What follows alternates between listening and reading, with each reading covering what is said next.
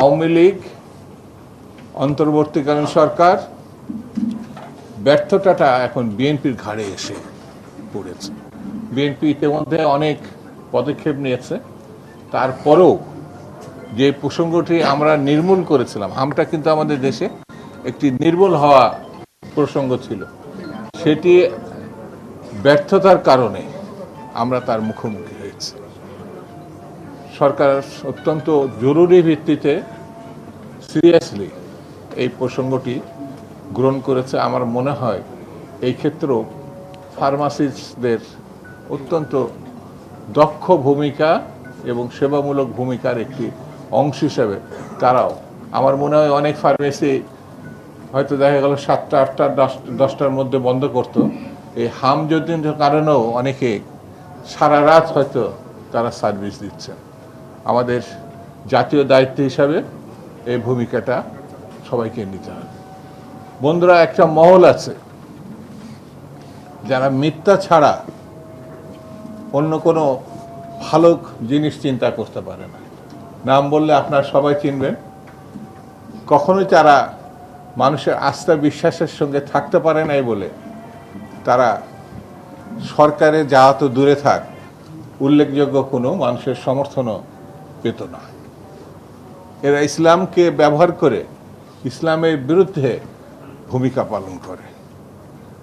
এরা এমনই একটি অংশ রাজনীতিতে, মিথ্যা ছাড়া এদের আর কিছু নাই, সেটি হচ্ছে জামাতে ইসলামী।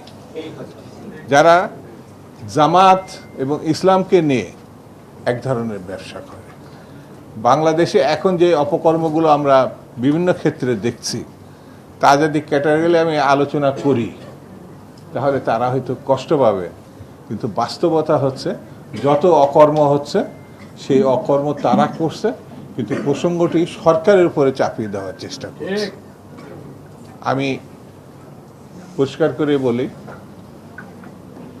মানুষের চোখ, মানুষের মগজগত বিদ্যা, বুদ্ধি, সচেতনতা এই দেশের মানুষ জানে বলে 71 সালে কোনটি মুক্তিযুদ্ধ, কোনটি লড়াই আর কোনটি করার দরকার সেটা 71 সালে তারা করেছে। এই দেশের কৃষক, শ্রমিক, একেবারে নিম্ন শ্রেণীর মানুষরাও বুঝতে পেরেছিল পাকিস্তান থাকবে না, মুক্তিযুদ্ধে যেতে হবে। কিন্তু একটা গোষ্ঠী পাকিস্তান রক্ষা করার জন্যে ব্যতিব্যস্ত হয়েছিল এবং এদেশের নারী নির্যাতন এবং মুক্তিযোদ্ধাদের সবথেকে বেশি খুন এবং হত্যা করেছে যে শক্তিটি, সেটা হচ্ছে জামাতে ইসলাম। এটা ইতিহাসের ধারা।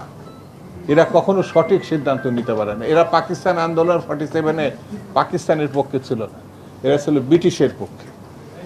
71 সালে এরা এই দেশের মানুষ যখন জানতো বাংলাদেশ অবধারিত, তখন বাংলাদেশের পক্ষ নাই, তারা নিয়েছিল পাকিস্তানের পক্ষ। এরা যখন মুখোশ পরে এই দেশে ভালো কথা বলতে তারা তাদের উৎকর্ষতা তুলে ধরার চেষ্টা করে, তখন আমাদেরকে হুঁশিয়ার হতে হবে। হুঁশিয়ার হতে হবে এই কারণে, এরা ইতিমধ্যে মানুষের কাছে বট বাহিনী হিসাবে চিহ্নিত। যদি কোনো কারণে তাদের সমালোচনা করেন, এই যে আমি তাদের বিরুদ্ধে যে সমালোচনা করছি, কালকে যখন মিডিয়াতে আসবে তাদের ফেসবুক আর সোশ্যাল মিডিয়াতে গোষ্ঠী উদ্ধার করে ফেলেন।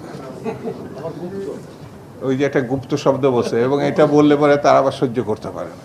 ইউনিভার্সিটি এখানে জুয়েল যেমন আছে, আমাদের সাবেক ছাত্র নেতারাও আছে, তারা মনে করছিল যে বিশ্ববিদ্যালয়গুলো তারা দখল করেছে। গত সরকার সকল শিক্ষা প্রতিষ্ঠানকে তাদের হাতে তুলে দিয়েছিল, সব ভাইস চ্যান্সেলর তাদের ছিল। এখন যখন সত্যিকারের শিক্ষাবিদকে বিশ্ববিদ্যালয় ভাইস চ্যান্সেলর করা হচ্ছে, সেই শিক্ষা প্রতিষ্ঠানগুলোকে তারা অস্থিরতা সৃষ্টি করার চেষ্টা করছে। যখন জামাতে ইসলামের অথবা একটি রাজনৈতিক দলের ব্যক্তিদেরকে প্রশাসনে অর্থাৎ ভাইস চ্যান্সেলর করা হয়েছিল, তখন তো আপনারা বিরোধিতা করেন নাই।